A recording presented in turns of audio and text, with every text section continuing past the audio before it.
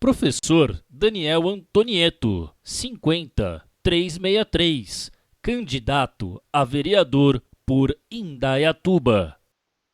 Entrevista, ao vivo no YouTube e no Facebook. O professor de Direito Tributário e Constitucional, Jair Chita, sobre o trabalho do vereador e suas responsabilidades perante a Constituição e as leis municipais.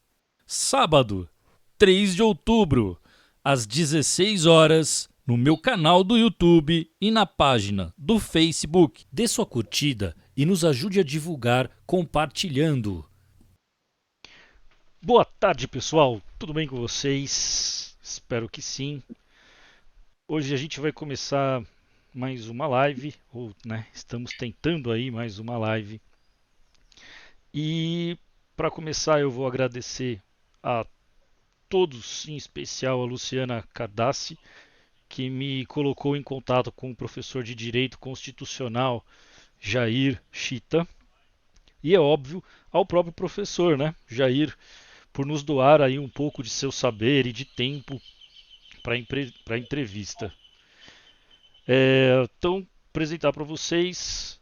Oi, doutor Jair, tudo bem? Olá, Daniel, boa noite, tudo bem? E para mim é boa noite. É, Vamos lá, vamos trabalhar um pouquinho, vamos divulgar um pouco esse conhecimento. Eu fico muito agradecido com a oportunidade que nós não nos conhecíamos, fomos nos conhecer através de uma amiga comum, e fico muito grato, muito honrado em poder participar dessa sua caminhada e poder trazer alguns esclarecimentos. Se eu souber, se eu puder ajudar, estamos aí à disposição. Vamos lá. Isso aí, Jair. Muito obrigado também. Eu que agradeço. Eu estava só ouvindo aqui no celular ver se realmente o seu áudio estava saindo, porque da outra Obrigado. vez que eu tive esse foi o problema e saiu, tá tudo em ordem, pelo que eu estou percebendo. Se alguém aí que estiver assistindo a gente perceber algum problema, por favor aí comente com a gente que a gente vai vendo o que dá para ser feito. Então vamos lá, né? Eu achei que primeiro eu fui um bom aluno pro Dr. Jair, né? Porque ele chegou e falou assim: Olha, Daniel, eu gostaria que você estudasse um pouquinho aí para a gente poder saber o que perguntar e tal. E realmente ele tinha razão, para eu ter uma ideia, né? Do qual é o trabalho do vereador e mesmo para eu saber fazer as perguntas para ele. E aí, lendo, né? Eu li bastante coisa que ele tinha pedido, principalmente um negócio que ele chamou de Lei Orgânica dos Municípios, né? E algumas outras reportagens que alguns amigos advogados tinham me mandado a partir aí de quando eu falei que eu tinha interesse em me candidatar a vereador. Então, para começar, né? Para nossa entrevista, você, você me pediu para ler a lei orgânica do município e como meu aluno eu li e tive algumas dúvidas. Mas antes, Sim. gostaria de pedir para o senhor explicar o que seria a lei orgânica dos municípios. Então vamos lá. Uma lei orgânica municipal, a lei orgânica dos municípios, grosso modo falando, é a lei máxima de um município. Nós moramos num país que é um estado federado, é um estado que tem a sua União, os seus estados-membros, o Distrito Federal e os municípios. Então, pelo princípio da isonomia, pelo princípio da hierarquia, partindo-se de uma Constituição Federal, todos os estados, todos os entes políticos têm que ter uma organização legal. E os municípios não poderiam ser diferentes. A União, no caso o Brasil, ela tem a Constituição Federal. Os estados possuem as constituições estaduais. E os municípios, a critério do legislador, eu não tenho uma definição específica, o porquê, adotou-se um termo chamado Lei Orgânica Municipal. Então, a Lei Orgânica Municipal é onde consta toda a estrutura legal, normativa, de como que os administradores, no caso o chefe executivo, e os legisladores, no caso dos vereadores, vão vão administrar esse território. Então, nada mais respondendo basicamente, é a lei máxima de um município. Todos devem respeitar essa lei. Mas essa lei ela tem que estar em consonância, em acordo com a Constituição do Estado, a qual pertence o município, e, por sua vez, hierarquicamente superior à Constituição Federal. Então, é a Então, lei máxima do município. seria tipo a constituição do município, né, Perfeito. respeitando as outras instâncias, que seria o Estado e o governo federal. Então, assim, a parte que o município tem autonomia, né, vai tá destacado, vai estar explícito. Estará, estará dentro desta lei, não é? Isso, Dentro isso. desta lei. Esta lei, ela discrimina, ela pormenoriza o que é o município, o que pode fazer dentro de um município. O que o prefeito pode fazer, o que o prefeito não pode fazer. O que um vereador deve fazer, quantos vereadores, o que um vereador não deve fazer. E Entendi. ela vai se subdividir numa norma chamada plano de diretrizes, né? Ou, como diz a, a norma de Indaiatuba, é o plano diretor municipal, que é uma subdivisão dessa lei orgânica. E aí vocês têm também uma norma chamada LUOS, é a Lei de Uso e Ocupação do Solo, que também vai em consonância com a lei orgânica. Então, o que você tem no seu município? Você tem a lei orgânica, você tem o plano diretor e você tem a lei de utilização do solo. Então, você tem 3 normas que devem ser respeitadas pela população, pelo município, pelo chefe do executivo e pelos vereadores. É, Então, quando você me fez uma pergunta um dia, na nossa primeira conversa, o vereador só dá nome de rua realmente? Não, o vereador tem muita coisa para fazer. é que eu, Muita coisa. essa pergunta que eu te fiz foi porque todo mundo usa, É o né, centro, para desprezar o trabalho do vereador, esse termo, né? Essa infelizmente, colocação. eu acho que é o senso comum da maioria das populações, achar que o vereador só dá nome de rua, não é? Mas, por exemplo, o vereador tem que fiscalizar o prefeito.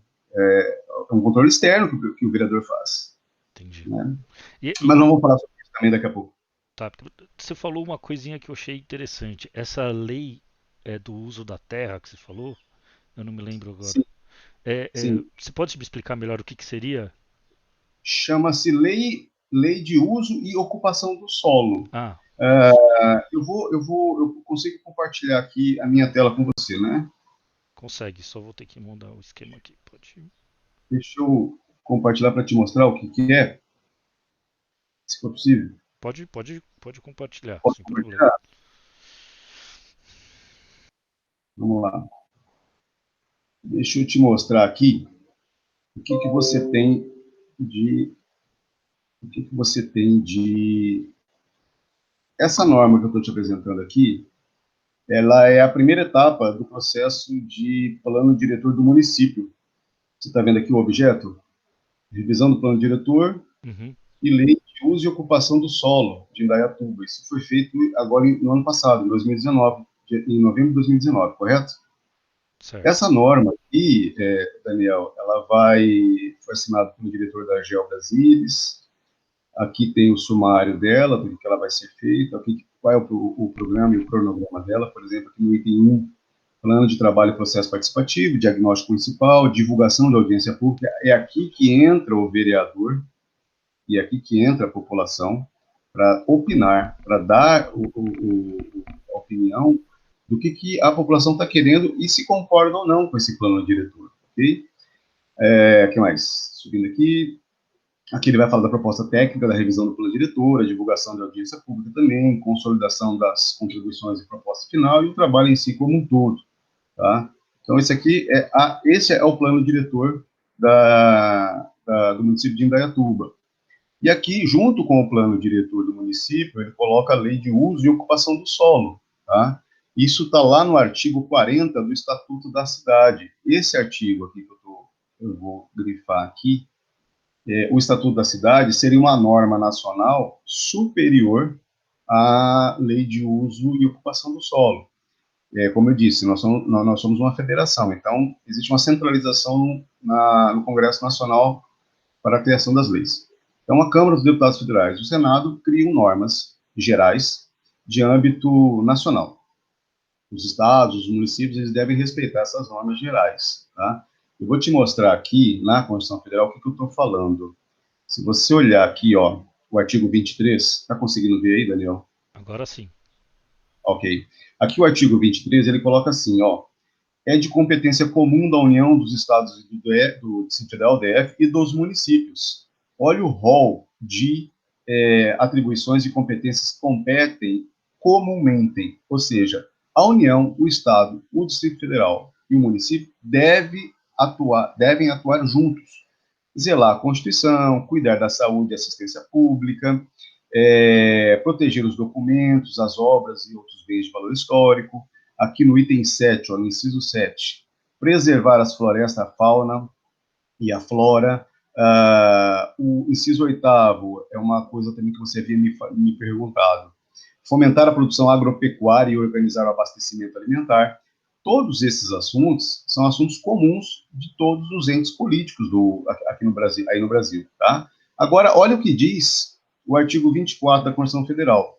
Ele diz que compete à União, aos estados e o DF, o Distrito Federal, mas não coloca os municípios. E aqui, uma série de atribuições. Mas, no entanto, olha o que diz o artigo 29 dos municípios. Aqui o artigo 29, esse aqui é o artigo dos municípios, o que compete exclusivamente aos municípios, sabe? Então, aqui tem um rol de atribuições que vale só para o município.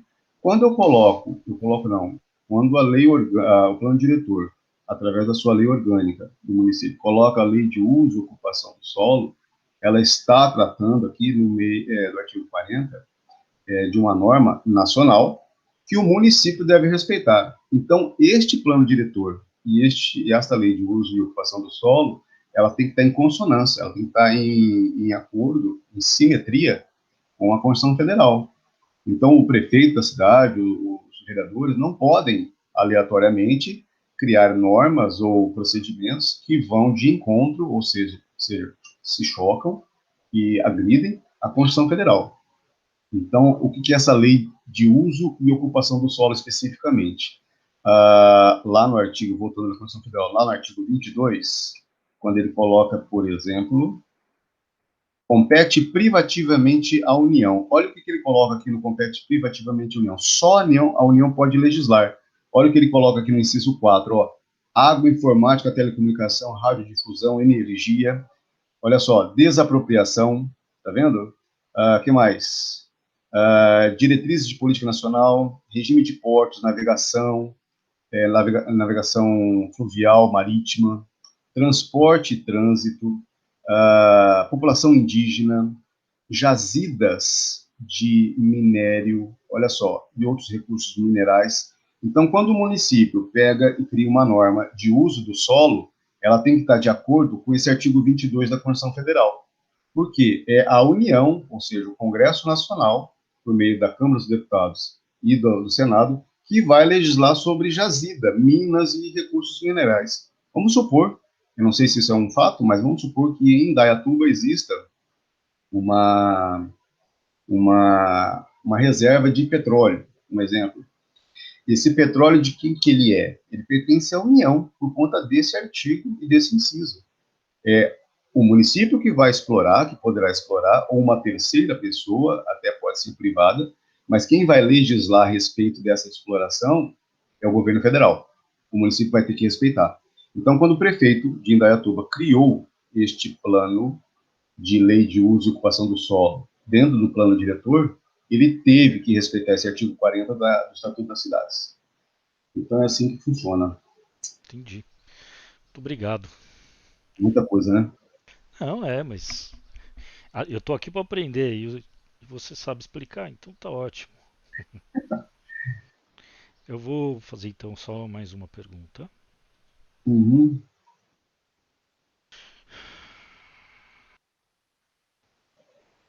Ao ler, ao ler a lei orgânica da cidade, percebi que muito se fala em planejamento e organizações. Porém, não vejo muita exposição dos planos dos prefeitos e vereadores. Esses planos eles devem ser divulgados apenas no diário oficial ou de uma outra forma massiva, por exemplo, rádio, TV, né, outros meios. Olha, se for um gestor, um administrador que realmente esteja querendo a participação do povo, esteja preocupado com o desenvolvimento do município, da localidade, ele vai dar ampla divulgação. É óbvio que tem atos, chamados atos administrativos, eles têm uma formalidade para ter validade. É o agente competente, tem que ser publicado no Diário Oficial, tem que, então, dependendo da situação, tem que ter uma vacância, um espaço de tempo para as pessoas tomarem conhecimento, tomarem ciência. Mas neste caso do plano diretor, ele deve ser amplamente divulgado em todos os meios de comunicação. Ainda mais agora nós vivemos na época de grande acesso a informações pela rede de computadores, facilitaria muito para qualquer trabalho de qualquer gestor a divulgação desses planos diretores. Inclusive, esse plano diretor que eu mostrei para você agora de Indaiatuba, ele é o mais recente, o mais atualizado, tem todo um programa, um cronograma de audiências públicas, não é? Então, os cidadãos têm que estar atentos, devem estar atentos também, né? Os vereadores, os atuais vereadores, devem comunicar ou fazer um trabalho de divulgação nas áreas onde eles têm maior contato. Vamos supor que o vereador X tenha contato na área Z, ele seja oriundo dessa área Z. E aí ele chega nessa área Z com a sua equipe e fala, olha, nós vamos divulgar o plano diretor no dia 10 de dezembro de 2020, eu gostaria do comparecimento de vocês. Um presidente de bairro, alguma coisa assim. Então, há como se movimentar assim, há como divulgar. E eu penso que um bom gestor que queira fazer uma governabilidade bastante, bastante participativa, ele deveria divulgar o máximo possível. Não é só no Diário Oficial, não. Tem a questão da obrigatoriedade do Diário Oficial, mas não é só, não. Entendi.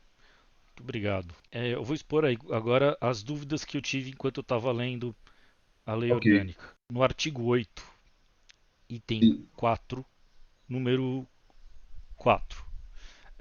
Estava escrito lá, né? Disciplinar a execução dos serviços e atividades neles desenvolvidas. Aí a Ok. pergunta é: seria que os vereadores e prefeitos podem criar as regras e parâmetros éticos para os servidores públicos? Sim. É competência do município criar a normatização para os seus servidores. Ocorre que esse item 4 do inciso 6 do artigo 8º, que você fala da Lei Orgânica Municipal de Indaiatuba, está atribuído às competências proibições, às vedações, né? E aqui ele fala da utilização de logradouros públicos, ou seja, as ruas públicas, especialmente no perímetro urbano, ou seja, dentro da cidade. Depois a gente pode falar sobre o que é zona rural, o que é zona urbana, perímetro rural e perímetro urbano.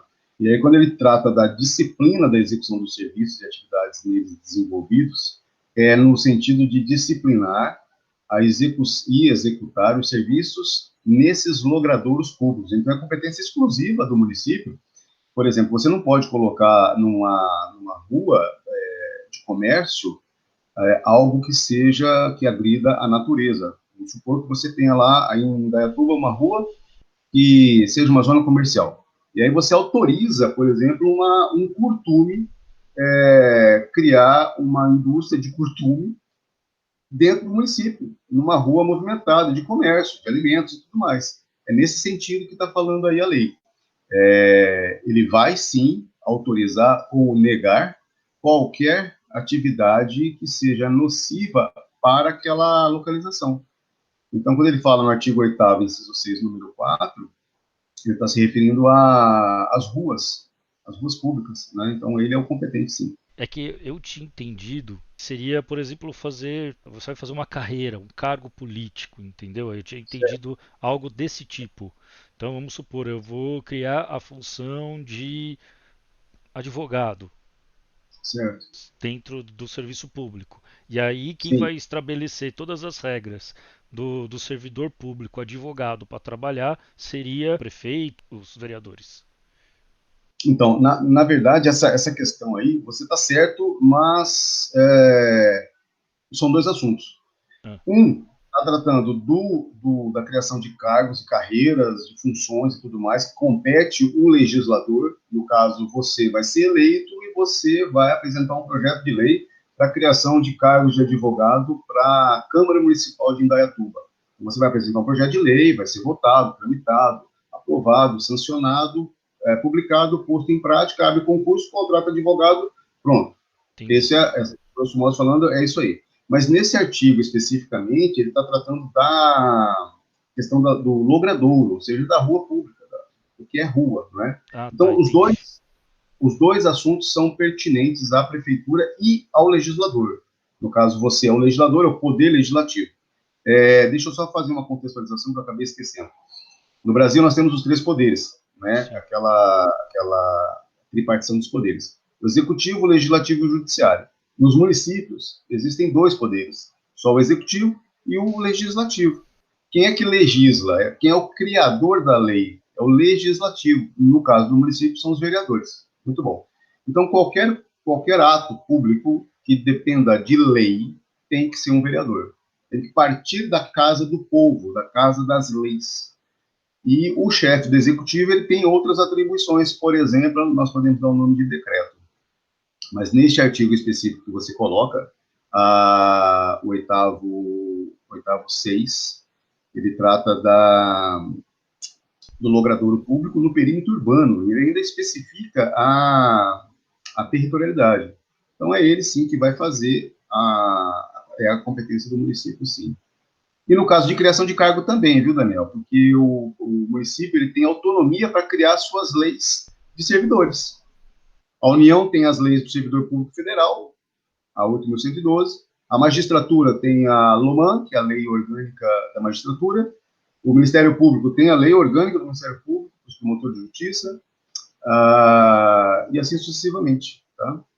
E os servidores públicos civis dos municípios têm que ter uma lei que estabeleça como tomar posse, como participar de concurso, qual a qualificação que eu tenho que ter para poder ser um servidor público. Tá?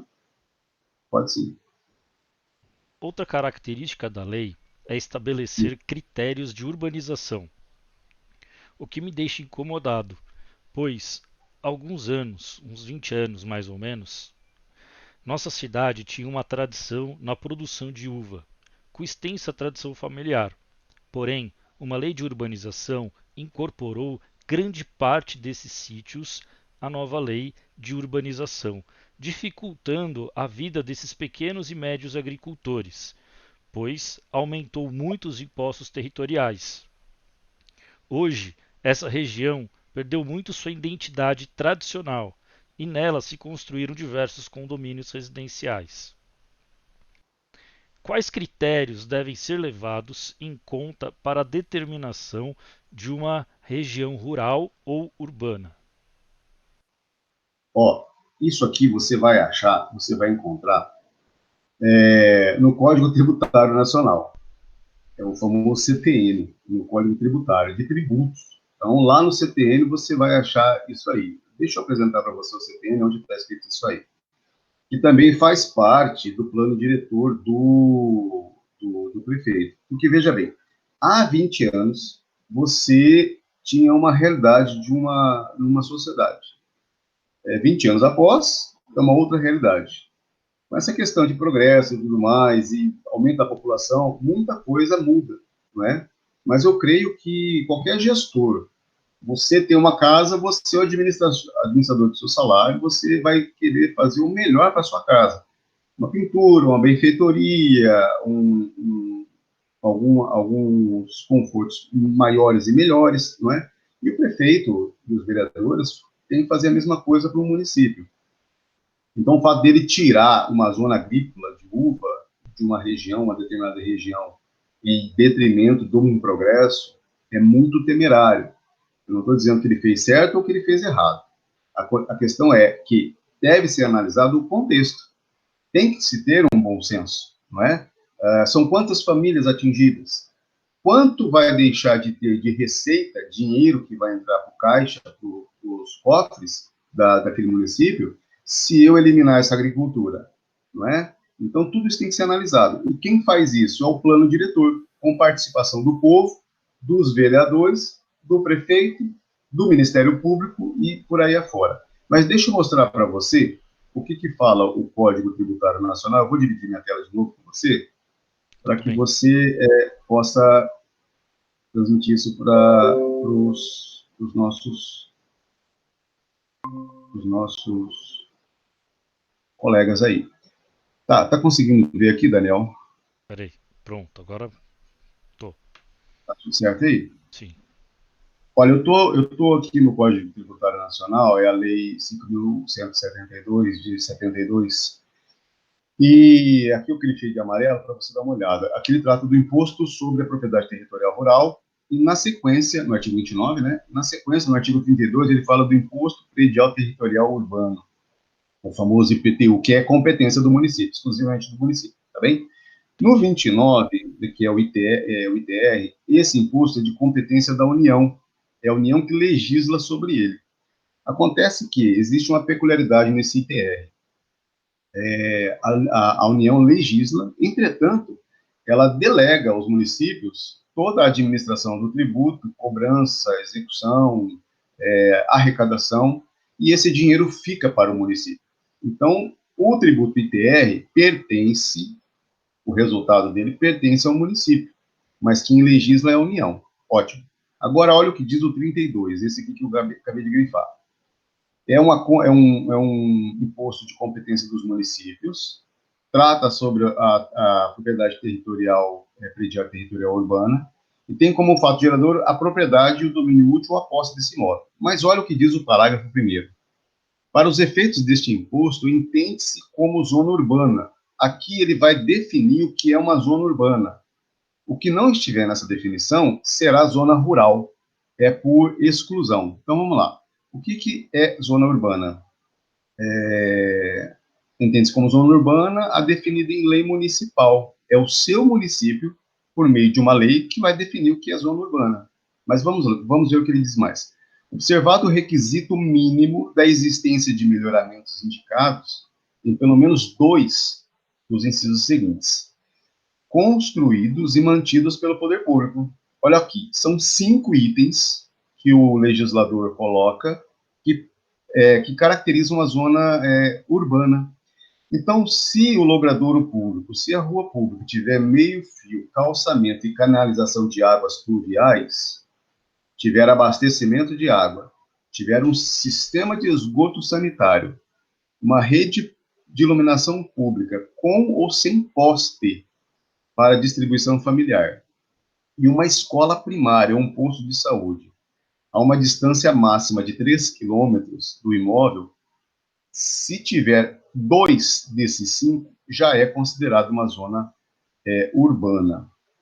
Então, a zona urbana, para o legislador, é ter pelo menos dois desses itens aqui, como requisito para classificar como zona urbana.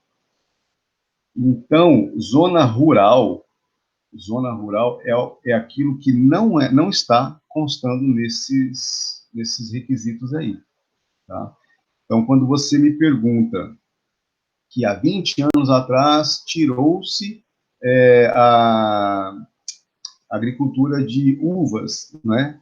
Tem que ver o porquê que 20 anos atrás o prefeito quis fazer isso. Ele pode fazer? Pode, claro que pode, é competência dele. Mas com qual motivo? Motivo financeiro, motivo de progresso, motivo político, não é? Aí você vai ter que ir mesclando e sabendo, para ver o que acontece. De repente, nós temos estados no Brasil aí que tem uma produção de soja monumental, tem uma produção de pecuária astronômica, né? Somos os maiores produtores do mundo, em vários grãos, carne e tudo mais. Então precisa de uma zona rural extensa. Então tem que ver o porquê que ele fez isso há 20 anos. o fato de você ser professor já ajuda, porque você tem boa vontade em querer ensinar, e isso é uma coisa Olha, que poucas rapaz, eu acho pessoas que é têm. verdade. Hã? Eu acho que isso é uma verdade. Todo professor tem interesse, pelo menos mínimo, de querer ajudar alguém, ensinar alguém. E tem a paciência, né? Eu não vou dizer que seja assim, que a paciência é enorme, óbvio que não, a gente não varia muito, mas a gente se propõe a isso, né? A fazer o É, melhor que a gente pode. e é o que você está fazendo também, né, Daniel? É o que eu tô tentando fazer, tô tentando. é, eu acho que é Levar uma. um esclarecimento para a população. Isso, eu acho que uma campanha vazia não é uma campanha. Acho que tem que ser uma campanha com conteúdo que pelo menos vai agregar algo a alguém e é que as pessoas vão aprender alguma coisa ou vão ter um conhecimento que vai sair daquela bolha ou enfim daquilo. Isso é É isso verdade. que eu penso. E enfim. Mas vamos lá. Vamos. Os cargos comissionados são deliberados pela prefeitura e pelos vereadores, ou apenas pelo poder executivo. Qual é o critério para a existência desses cargos comissionados? Esses cargos podem ser incorporados e seus trabalhos efetivados? Vamos lá.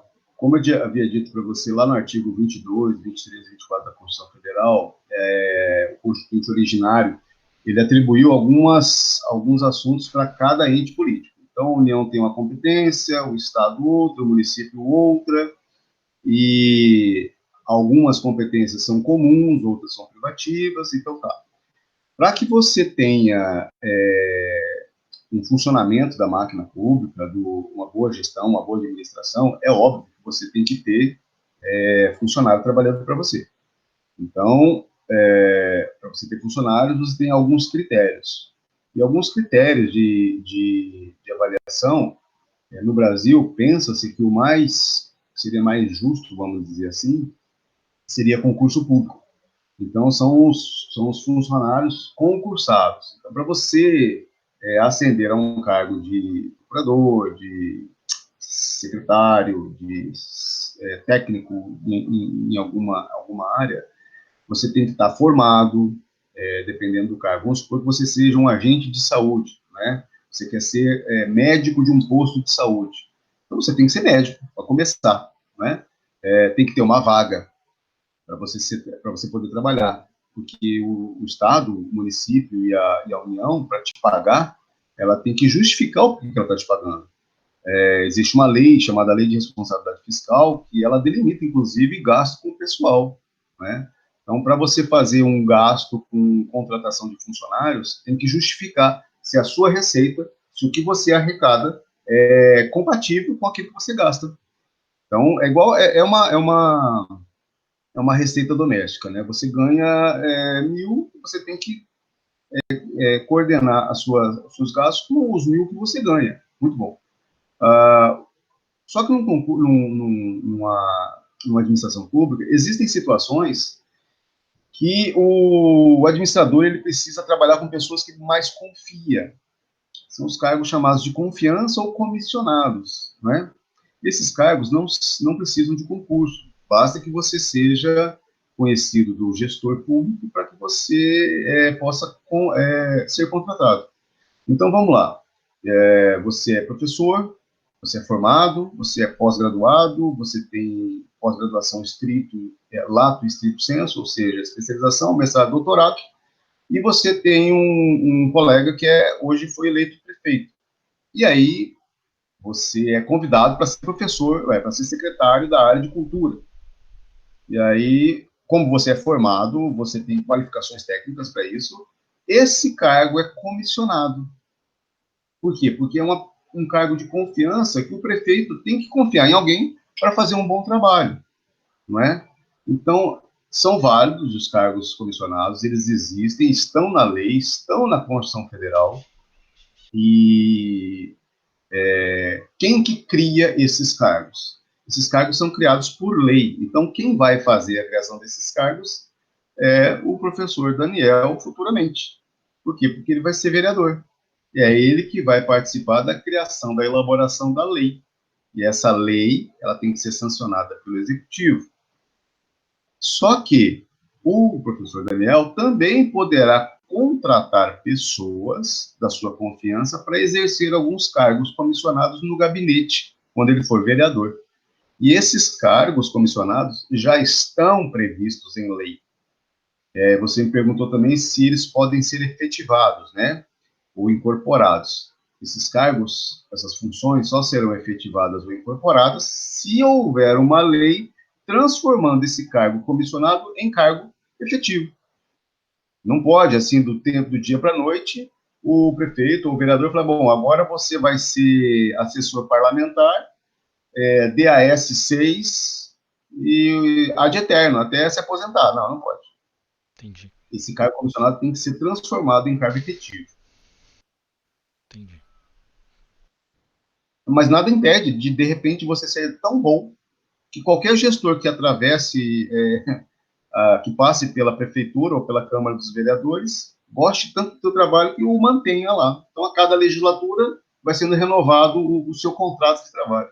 Na realidade, eu pessoalmente acho que cargo comissionado é uma coisa muito complicada, né? Porque pode parecer cabide de emprego. E eu acho que sim, é interessante ter cargos comissionados, acredito que sim, mas assim, mas ter poucos cargos comissionados, entendeu? Aqueles mais diretamente vinculados à figura do prefeito, à figura do vice, do vereador, né? Assim, os cargos que vamos dizer assim mais primários, assim, né? Porque quando você Sim. começa a ter cargos mais, quanto mais distantes, eu acho que isso acaba gerando um problema, porque você nunca sabe se esses caras que estão trabalhando lá, esses comissionados, realmente estão lá porque fazem o seu trabalho, gostam do seu trabalho, ou estão lá por um cabide de emprego, ou que está sendo bastante famoso aqui no Brasil, acho que você deve estar por dentro das famosas rachadinhas. Então, e tem mais uma série de coisas assim que pode envolver, né, corrupções. Né? Não estou falando Uhum. de um político ou de outro, estou falando de forma mais genérica. Né? Sim. Então, eu acho que isso que a gente tem que por isso que eu acho que deveria ter uma limitação desses cargos comissionados. Eu acho que é isso mais que eu defendo. Na verdade, você já tem uma limitação legal. A lei de Hum. responsabilidade fiscal, por exemplo, ela determina que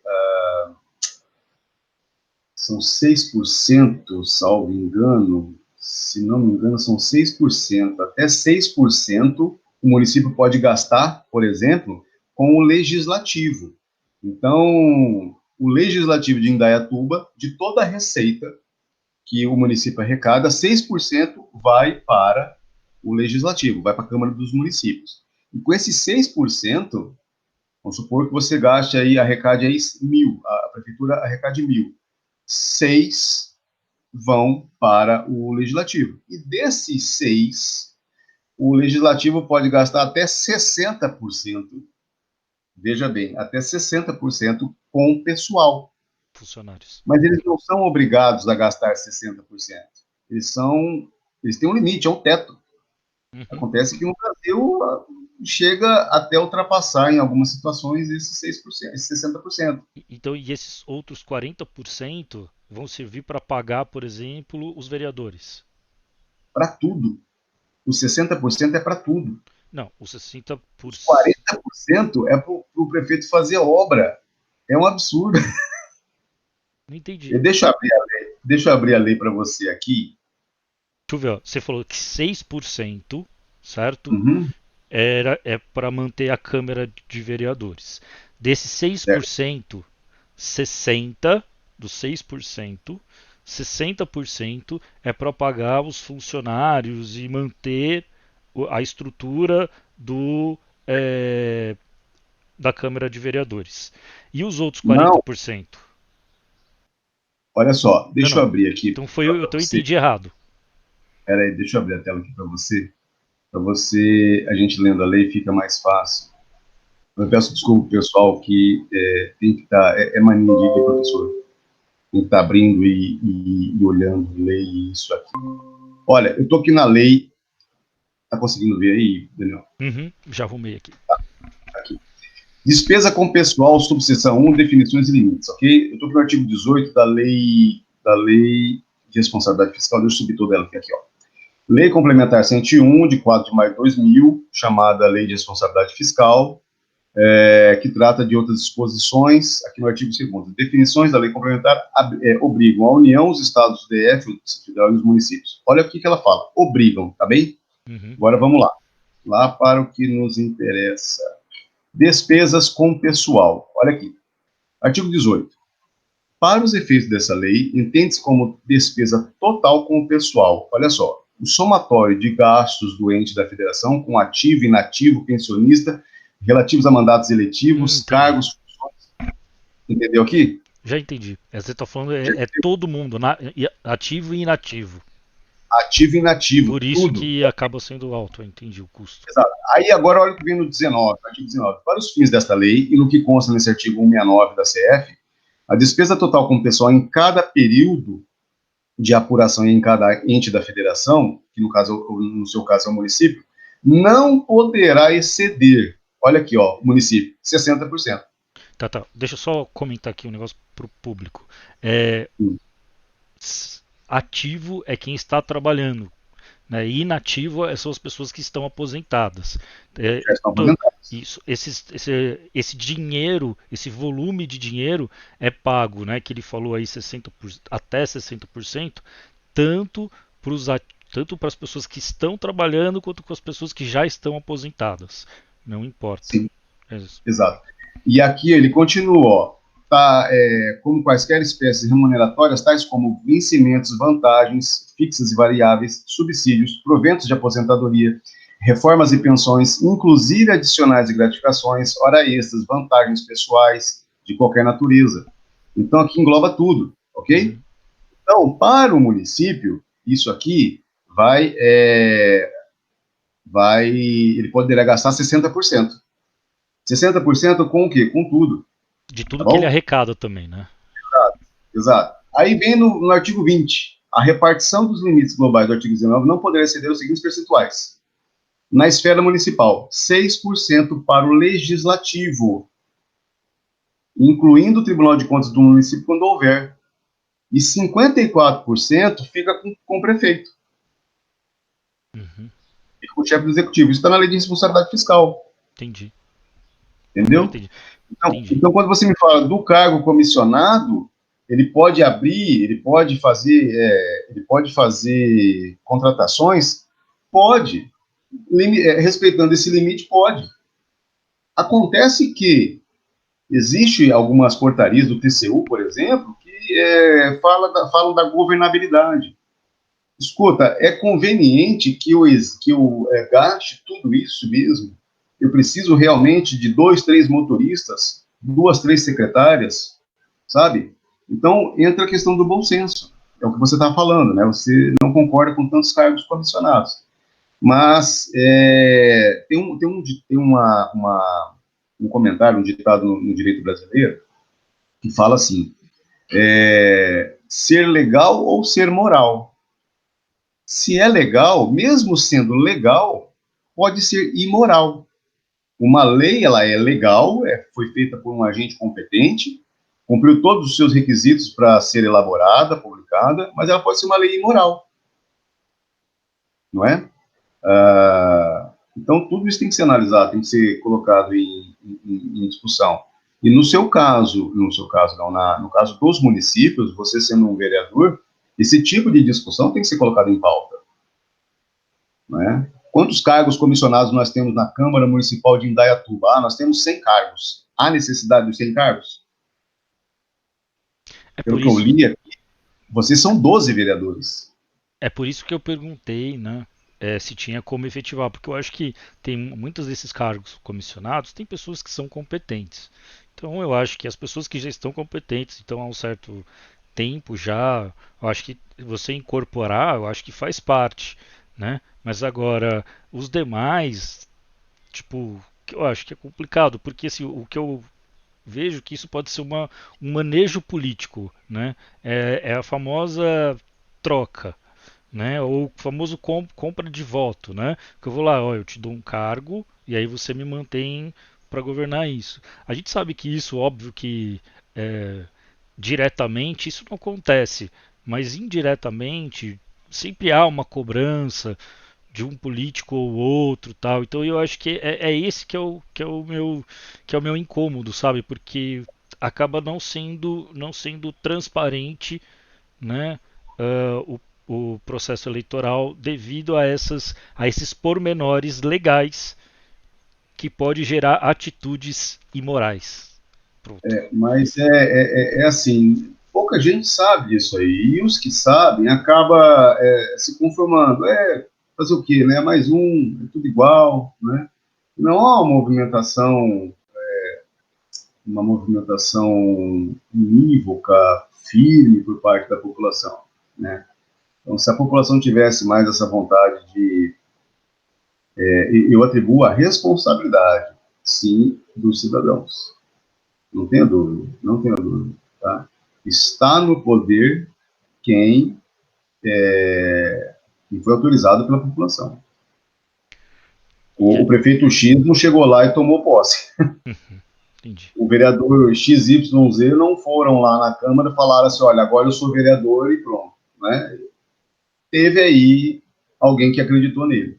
O artigo 8, inciso 25, expõe: exigir do proprietário do solo urbano não edificado, subutilizado ou não utilizado, que promova seu adequado aproveitamento na forma do plano diretor, sob pena sucessivamente de parcelamento ou edificação compulsória. Como assim de Uhum. parcelamento ou edificação compulsória? Isso para mim não ficou muito claro. Faça toda a pergunta, então. Vou continuar. Imposto sobre a propriedade urbana progressiva no tempo e desapropriação com pagamentos mediante títulos da dívida pública, com prazo de resgate a ser fixado em lei específica, assegurados o pagamento do valor real da indenização e dos juros legais, observando as normas constitucionais. Na realidade, aqui está falando sobre a questão de que se um imóvel não está tendo o seu uso de acordo com o plano diretor, o prefeito, os vereadores, né, o poder público poderia aí notificar esse cara algumas vezes para ele dar alguma função é, para aquele imóvel até vamos dizer assim, o absurdo seria ele pegar e desapropriar, seria o último recurso, pelo que eu entendi, é, do poder público referente a esse imóvel aí em desuso. Mas Comenta para mim. é exatamente isso mesmo, tá? A sua leitura não está equivocada, não está errada, não. É mais ou menos nesse sentido. Deixa eu só achar o artigo aqui, o oitavo, inciso 25, né? 25 exigir do proprietário do solo urbano não edificado. Então vamos lá, o que é um solo não edificado? Não há nenhuma construção nele, é um terreno limpo. Entendi, Então são os famosos terrenos baldios, entendi. tá? Ou Uhum. subutilizado, ou não utilizado, tá bem? Então, ele não tem nenhum prédio construído, ele está sendo mal utilizado, vamos supor que você tenha lá uma edícula num terreno teu, e aí você deixou uma edícula lá e começa a juntar entulho e tudo mais. Ou ele é não utilizado mesmo, está lá a terra pura e simples. Isso aqui tem uma razão de ser. Realmente, há alguns anos atrás, no Brasil, nós tínhamos terrenos baldios, terrenos vazios no centro de cidades, e a cidade cresceu tanto e aquele terreno o proprietário não deu utilização adequada para ele, e de repente tem mato, começa a ser criado bicho, vira um depósito de lixo, e realmente traz problemas, né? Uhum. Muito bom. Falta um bom senso do dono do terreno aí, mas vamos lá. E aí, a prefeitura, no caso, isso aqui está na Constituição Federal, no artigo 182, que ele Hum, fala da desapropriação, e lá é literalmente desapropriação, que é o ápice do poder público, né? Ele chega ao ponto de tirar o teu terreno. Então, vamos ver aqui. É, e você tem que ter uma edificação, uma construção nos parâmetros do plano diretor. Aquele primeiro assunto que nós tocamos com relação ao plano diretor. O que é o plano diretor? Vamos dizer que na zona Y de Indaiatuba exista um loteamento onde só podem ser construídas casas de alto padrão, utilizando mármore, utilizando o melhor da construção hoje, o melhor e o mais moderno da construção civil hoje no mundo, tá bem? Então você não vai poder chegar nessa área Y e querer construir a sua casa com madeira, não é? Por quê? Porque o plano diretor determinou que aquela zona Y tem que ser construídas casas, devem ser construídas casas com mármore. Então existe um plano. Mas, meu Deus, quem que foi que disse que tem que ser com mármore? Foi o vereador, foi o prefeito, foi o Ministério Público e foi alguns cidadãos que participaram da discussão do plano diretor. Ou seja, houve participação popular.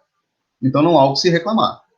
No entanto, quando você não faz isso, o que o constituinte originário, lá em 88, determinou? Isso aqui não é criação do seu prefeito de Indaiatuba ou dos prefeitos anteriores. Isso aqui está na Constituição Federal. Lá em 88, quando foi criada a Constituição Federal, que o Ulisses Guimarães, na época, chamou de Constituição Cidadã, você lendo esse artigo, e aí esse artigo não tem nada de cidadania, ele fala assim, ó, deixa eu abrir aqui a Constituição Federal, no artigo 188, e veja a questão da simetria das leis. Então, o que está na Constituição, o que está na sua lei orgânica, que você acabou de ler, está na Constituição Federal. Ok? E agora, já está lendo? Opa, estou vendo sim. Tá? Então vamos ver isso aqui. Ele fala, olha aqui, ó, política urbana. Artigo 182. A política de desenvolvimento urbano executada pelo poder público municipal, quem escreveu isso foi o constituinte, o poder máximo. Nós, brasileiros, elegemos deputados e vereadores para escreverem isso aqui, ok? Então vamos lá. Conforme diretrizes gerais fixadas em lei, aí vai ter uma lei, que hoje é a lei das cidades, tem por objetivo ordenar o pleno desenvolvimento das funções sociais da cidade e garantir o bem-estar de seus habitantes. Parágrafo 1º. O plano diretor aprovado pela Câmara Municipal. Quem que é a Câmara Municipal? Os vereadores. Os vereadores que aprovaram essa lei. O plano diretor. Obrigatório para cidades com mais de 20 mil habitantes. Indaiatuba tem hoje cerca de 250 mil, é a expectativa do IBGE. É um instrumento básico da política de desenvolvimento e da expansão urbana. Olha o parágrafo 3º. O 2º. A propriedade urbana cumpre sua função social quando atende às exigências fundamentais da ordenação de ordenação da cidade expressas no plano diretor. Olha a importância desse plano diretor, o Daniel. E muita gente nem sabe que existe. Parágrafo 3º, ele diz assim: as desapropriações de imóveis serão feitas com prévia e justa indenização em dinheiro. Olha, do período que eu fiquei no Brasil, que eu trabalhei, que eu lecionei, eu nunca vi uma indenização ser feita em dinheiro. Sempre é dada ao ex-proprietário, no meu caso, com títulos de dívida pública, para ser resgatado mais ou menos daqui 10, 15 anos. É assim, ó, o Estado toma o teu imóvel, te dá alguns papéis que estão escritos lá, crédito, para você sacar, é um cheque pré-datado, grosso modo falando, para você sacar, resgatar esse cheque daqui 10 anos, em correções. Olha o parágrafo 4º. É facultado ao Poder Público Municipal, mediante lei específica, ou seja, toda vez que eu ler, ou você ler, ou qualquer cidadão ler, lei específica, lei, norma, saiba, entenda-se, que lei chama-se vereador. Então, mediante a participação ativa do vereador, é o que está escrito aqui, mediante lei específica para a área incluída no plano diretor, exigir, nos termos da lei federal, da propriedade do solo urbano não edificado, subutilizado e não utilizado. Olha que coincidência, é o mesmo texto que você leu, que promova o seu adequado aproveitamento sob pena sucessiva do quê? Primeiro, parcelamento ou edificação compulsórios. Então, vai ser loteado o seu prédio, o seu imóvel, ou você vai ser obrigado, compulsório é obrigado, você é obrigado a construir. O poder público, o município, vai te dar 10 dias, 15 dias, 1 ano, 5 anos, para você fazer uma construção lá. Ou limpar o terreno. Entendi. Ele pode, inclusive, aumentar o seu IPTU. Olha o que ele diz aqui: Imposto sobre a Propriedade Predial e Territorial Urbana, o IPTU, progressivo no tempo. Como você não deu ao seu terreno, ao seu prédio, uma utilização adequada, eu vou majorar, eu vou aumentar o seu IPTU progressivamente no tempo. Então, ano que vem, eu vou aumentar 10%. No outro ano, 20%. Até eu Você está tomar entendendo? alguma atitude que é o que eles Exatamente. desejam. Aí, o último, desapropriação com um pagamento mediante título de dívida pública, de emissão previamente aprovada pelo Senado Federal. Com resgate de até 10 anos. Ou seja, ele toma a sua propriedade, te dá um cheque predatado para 10 anos, e você vai resgatar isso aí. Se não tiver Você entendeu morto. agora? Aí você para pensar, eu vou descompartilhar aqui, depois a gente volta para ver mais uma coisa. Tá. Aí você volta e pergunta, será mesmo que essa Constituição é dita cidadã? Ela é o meio termo do que é progressista e do que é conservador. Se ela fosse conservadora, a propriedade privada é o primeiro patrimônio, o primeiro bem a ser conservado, a ser protegido. Não, mas você tem. Então, mas você tem aí uma série de coisas que dificultam, por exemplo, a desapropriação. Né? Então, assim, por isso que eu estou falando. Tanto é que quando você vai ter lá, você tinha o pessoal da esquerda, né? Se eu não me engano, isso em 1988. Você tinha um grupo de esquerda, você tinha um grupo de direita. E de certa forma houve uma como é que fala? Uma conversa, Acerto aí. um acerto, perfeito, essa palavra, um acordo entre eles. Então, tem coisa que ficou mais progressista, tem coisa que ficou mais conservadora. Então, ficou meio mais ou menos assim. Tem aspectos bons e tem aspectos ruins. Mas vamos lá. Isso está na É, sua lei municipal agora. Aliás, não só na sua, mas de todo o Brasil. vamos lá E eu então. conheci pessoas na cidade a qual eu morei que foram desapropriadas. E tiveram que esperar 6 anos, 7 anos. Não, eu entendo, eu acho que esse negócio de você. E você falou, você pega uma carta de crédito, né, que seja uma ação de dívida pública, para você esperar de 10 a 15 anos para receber, isso é um absurdo, né? Tipo, para qualquer um, sabe? É uma coisa assim, muito. é, eu não precisa ser no mesmo ano, mas você pode pagar parcelado, sei lá, em 3, 4 vezes, entendeu? Enfim, mas você pode encontrar um meio de você conseguir arcar com a sua dívida, ou o Estado, no caso, né? Eu acho que seria é, mais justo. Ó, a gente já está chegando a 1h04 de reunião, de live. O que eu sugiro? Eu tô adorando conversar com você, Jair. Você é um cara super legal, muito inteligente e e é muito bom de ter essa conversa que você realmente é bem didático. Eu tenho muitas perguntas ainda. Eu acho que eu cheguei perto da metade. Fica, Né? fica à vontade. Se encerrar, a gente pode marcar uma outra data. Eu estou à O sua que, disposição. Eu gostei de estar. o que eu acho que a gente pode fazer. Ó, eu vou fazer mais duas perguntas. Eu vou fazer essa pergunta do ouvinte aqui, pode ser? Aí você responde. O, Tá? a pessoa denominada Brotar da Semente, com 21 vereadores, como permite a Constituição de Indaiatuba, Indaiatuba seria melhor representada? Ó, na Constituição Federal, ela escalona, ela coloca a quantidade de habitantes por representatividade. Então, quanto menos pessoas, menos vereadores. Quanto mais pessoas, mais vereadores, né? Assim sucessivamente. Salvo engano, o de vocês, deixa eu dar uma olhada aqui, eu acho que são 20 mesmo, 21 vereadores no Você tinha artigo comentado 21 comigo. 21. Só deixa eu confirmar, porque é uma informação, ela é muito precisa, então a informação tem que ser precisa aqui para o colega aí, para a pessoa.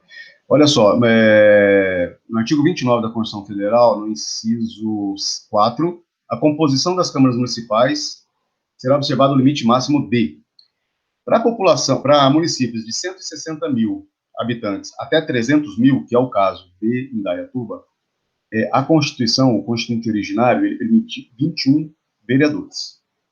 Muito bem. Isso é número, tá? Então, não necessariamente eu tenho que cumprir os 21, né? Aquela questão dos 6% lá e dos 60%. Eu não vejo que quanto maior o número de vereadores, haverá maior representatividade, por uma questão muito simples.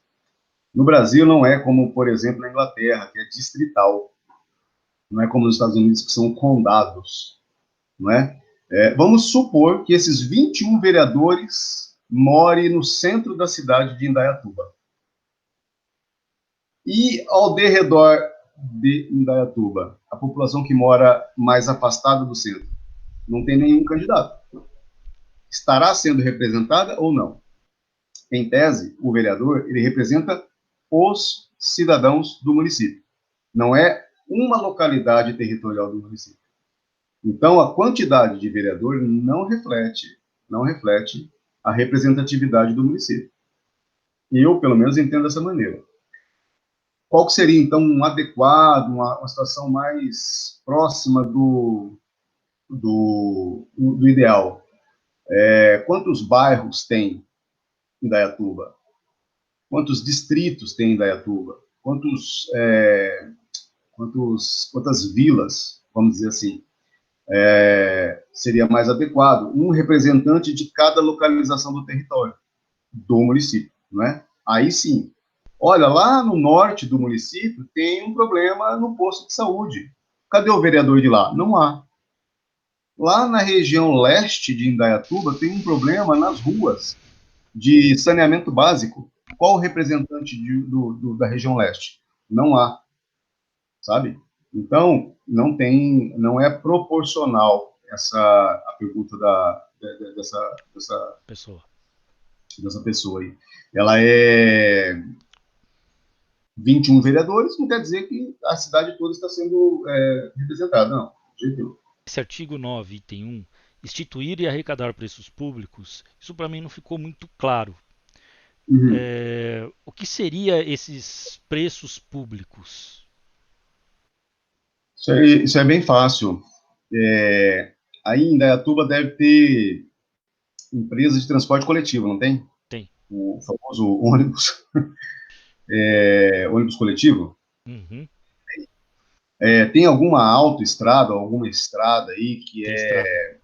privatizada? Tem. Tem? Então tá bom. Santos Dumont. Essas empresas que fazem parte desses serviços prestados para o Estado, elas cobram um valor. Quem Uhum. paga é o usuário. Esse valor chama-se preço público. Ela se confunde muito com o imposto, mas não é imposto. É um preço público. Por que é público? Porque o Estado abriu uma licitação ou uma concessão para uma empresa terceirizada para fazer aquela atividade. Então, os mais conhecidos são fornecimento de água, lixo, privatização de estrada, o que mais? Ônibus Ônibus. coletivo, transporte coletivo, né? Pode ser metrô Aí, também, como metrô, dá-se o nome de preço público, né? E beleza. também no direito tributário tem uma discussão muito grande entre preço público, tarifa, isso é preço público. No meu conceito, é discutir sexo dos anjos. É o seguinte, o contribuinte vai pagar e acabou. O nome não faz sentido. Sendo uma tarifa do ônibus, ou sendo o pedágio, ou sendo. Vai sair do bolso do contribuinte e acabou. Desde que a licitação tenha sido feita honestamente e tudo mais. Né? Aí a gente já entra numa seara aí que... Beleza. Dentro desse artigo 9 também, no item 5, tá lá. Estabelecer as. Aí eu acho que está escrito errado, mas tudo bem. Estabelecer as servidões necessárias aos seus serviços. E como assim, servidões necessárias aos seus serviços? Isso, para mim, eu falei, eu devo estar lendo errado, deve ser certidões, sei lá. Você sabe me Não é, explicar? não é, não é, não é servidão de servir, de ser servo. É mais ou menos isso aí, sim. Isso é uma figura do direito civil, que o Hum, direito tributário, o direito público empresta, né? O direito ele é único. Nós, na faculdade, estudamos direito constitucional, civil, penal, tributário, do trabalho, por uma questão didática apenas, mas o direito é único, então ele é interdisciplinar, eles se comunicam, as matérias se comunicam entre si. A servidão é quando o Estado precisa da sua área, ela paga para a sua área, para a tua propriedade privada, para utilizá-la. Você quer ver um exemplo bem claro, bem simples? As torres de antena de telefonia. Você tem uma chácara, ou você tem uma casa, um terreno muito grande, e a operadora, que teve autorização do Estado para funcionar no Brasil, vai lá e pede para montar uma torre exatamente dentro do seu quintal. Você vai receber um valor para a empresa utilizar o seu terreno. Então, você vai servir o Estado, no caso o município, sem a opção de negar, fique claro isso, e por isso o nome servidão, ele é de servir mesmo, né? E aí você vai receber alguma indenização ou um commodity, um royalty, alguma coisa desse sentido. Então, é o poder público utilizando o seu Estado. Teve um exemplo não, uma situação na guerra, onde o exército precisou alocar os seus soldados. E era, assim, uma multidão, né? 5 mil, 10 mil soldados. E não tinha onde colocar os soldados. Não tinha barraca de campanha suficiente. Então, o país solicitou às pessoas que abrigassem os soldados em suas casas. E aí, assim foi feito. Então, os soldados ficaram nas casas das pessoas. Seria uma espécie de servidão. Então, o militar que pertence ao Estado, ele ficou na casa de um particular para poder servir a pátria. Então, é o Estado utilizando a sua propriedade. O Então, meu aí vô, ela paga. você me falou disso, eu lembrei uma coisa que o meu vô me conta. Meu vô ele tem 94 anos, tá vivo, tá? Nossa, que bacana. E ele conta que quando ele era pequeno, ele viu as tropas de Minas invadindo. Meu avô mora bem onde faz a fronteira entre São Paulo e Minas, né? No sul de Minas seria. Meu avô morava em Mococa, aquela região lá, São José do Rio Pardo, tal. E ele fala que ele lembra das tropas passando por ali, né?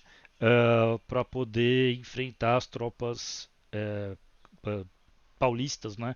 Na época da guerra de 1932, né? Na guerra constitucionalista de 1932.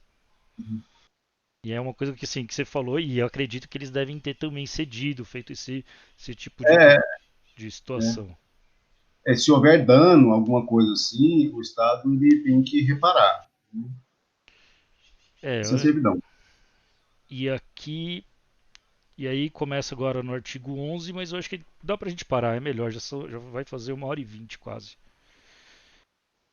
E É, a gente pode continuar no outro dia, pode não tem ser no problema nenhum. sábado que vem, dia 10 de outubro? Pode ser. Aí 10 do só lembra 10. nesse mesmo horário, viu, Daniel? Por causa Sim. da diferença dos nossos horários.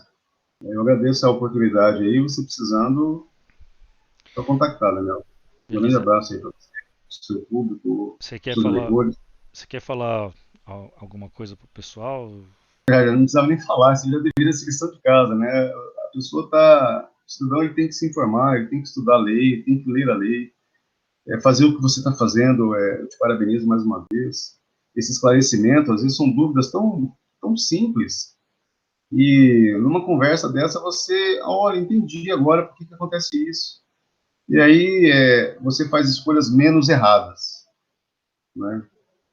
Então, na hora de votar, você vota com mais. É o que se chama de voto consciente, não é? O que é o voto consciente? Não é porque você é amigo do Daniel, não é porque você é amigo do Jair, não. O que o Jair pensa? O que o Jair acha disso? Pensa daquilo? E aí eu vou votar ou não. Dê sua curtida e nos ajude a divulgar compartilhando. Até logo. Grande abraço.